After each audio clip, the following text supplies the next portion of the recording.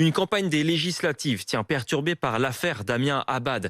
L'affaire au nom du nouveau ministre des Solidarités accusé de viol par 2 femmes. Pas d'enquête à ce stade, nous dit le parquet de Paris, et le camp Macron craint des conséquences maintenant pour les législatives. Écoutez avec Paul Barcelone du service politique à RMC dans la 7e circonscription de Paris, entre la place de la Bastille et la gare de Lyon.